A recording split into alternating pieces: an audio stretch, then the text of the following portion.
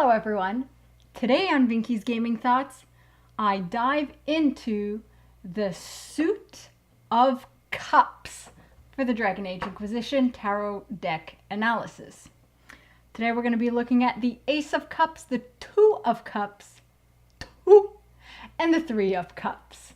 So the Ace of Cups, the image for the Ace of Cups is the Tevinter Imperium.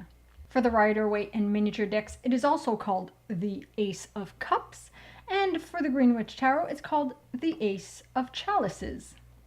So far, all aces have been great and large and major organizations or civilizations that have impacted Thedas throughout history.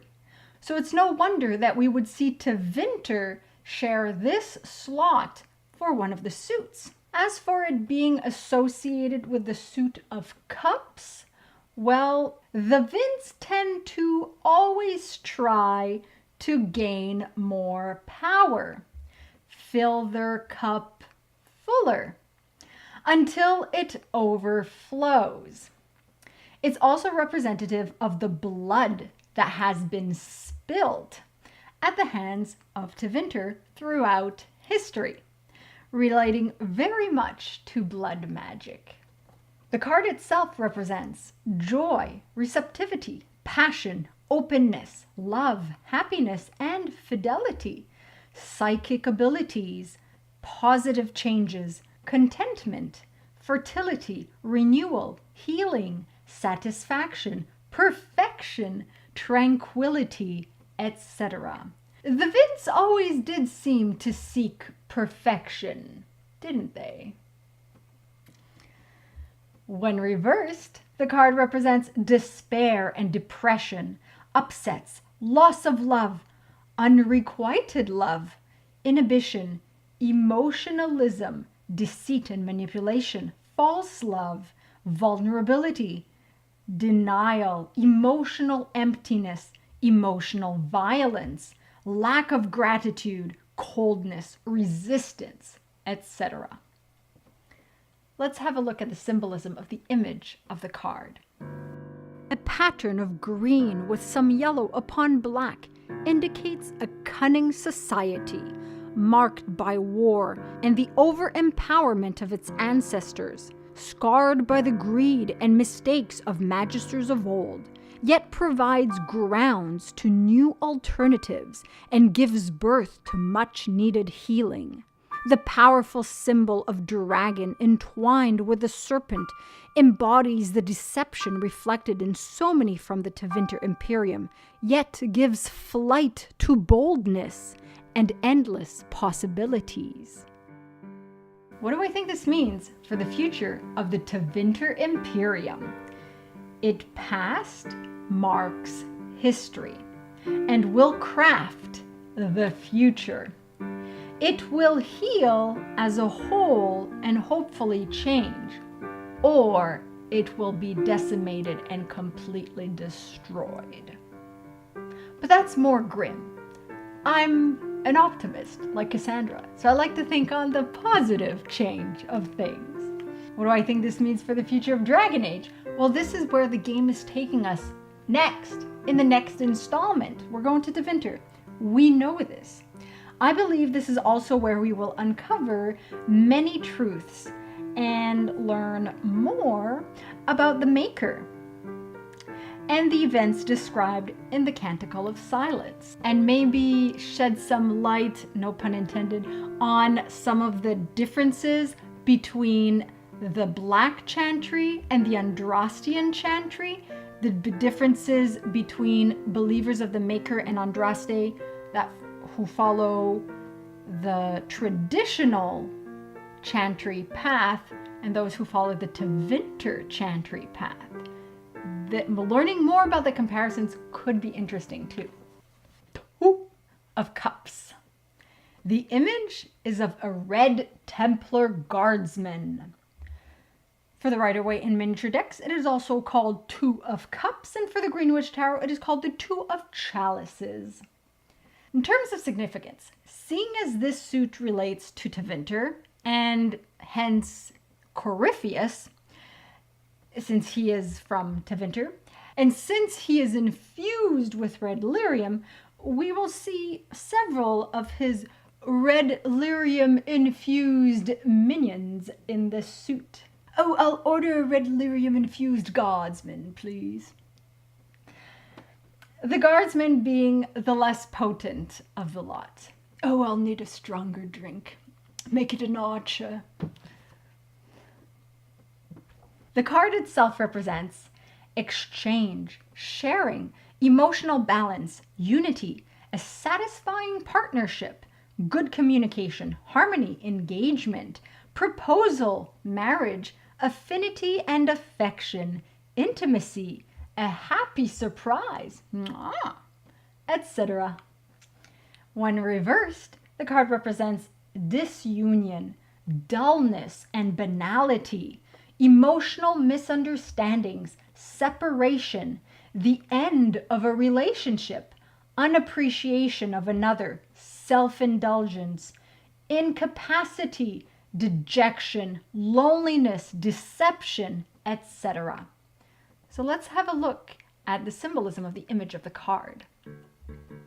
Surrounded by and infused with red lyrium, the guardsman holds a spear near its top, confidently following his leader. Dark strength from dark magic, bloodthirsty is the guardsman, and warmongering. Lyrium-like veins on his arm and 3 sharp slashes on his chest expose the ingesting of the raw and blight-tainted substance. His face is covered by a helmet, a show that he cannot see the truth, for he has already lost his mind. Behind him, slithering upwards, is a translucent snake, showing the deception that should have been obvious. And despite his master's lack of complete transparency, the guardsman is now forever enslaved, until death shall free him. What do I think this means for the future of Dragon Age? Well, Red Templars may have been following Corypheus, but now they exist. Corypheus or no Corypheus, they are created. And whether with remnants or a new order, there will continue to be Red Templar Guardsmen. Guardsmen will be there to guard the entrance to their base. So I assume. The 3 of Cups. The image is of a shadow. Not mine. I'm not infused with red lyrium. I'm too green for that. For the Rider Waite and miniature decks, it is also called the 3 of Cups, and for the Greenwich Tower, it is called the 3 of Chalices. In terms of significance, well, shadows are cunning in battle, and also infused with red lyrium, as you can see from the image. They too follow Corypheus. The card itself represents happiness, a joyful occasion, birthdays and weddings, celebrations, sharing, healing and vitality, good news, exhilaration, parties, relief, a problem resolved, generosity, rejoicing, etc. When reversed, the card represents upsets, postponing, excess, self-indulgence, dashed hopes, bad news, being unappreciated, envy, bigotry, greed, hostility, etc.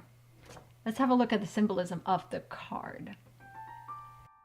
A dirty, blood-orange corruption reflected through the spikes of red lyrium that the Templar has become, no longer human in form, his former embodiment barely visible, a mere shadow of what he once was, as he heavily clamors to his master's will. A chain around him, reflecting the enslavement and addiction that took him, rings around the moon like ripples in the water.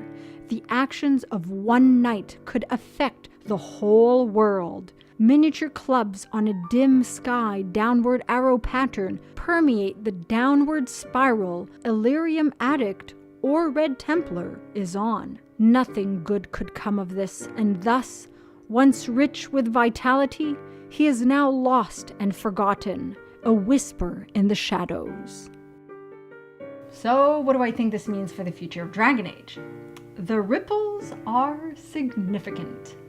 Each Red Templar is like a pebble, but as each is thrown into a pool of chaos, a ripple is created, and thus each and every one corrupted Templar affects the rest of the world, its people, and only time will tell how much and in what way.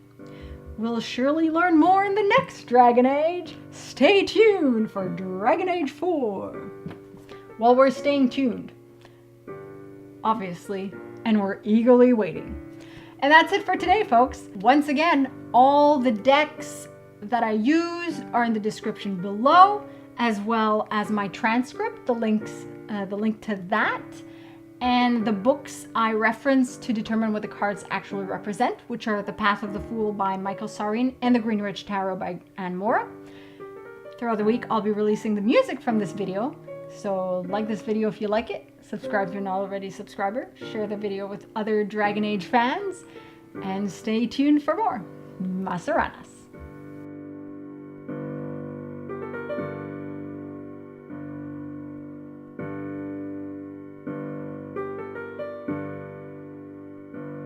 Be sure to check out some of my other stuff.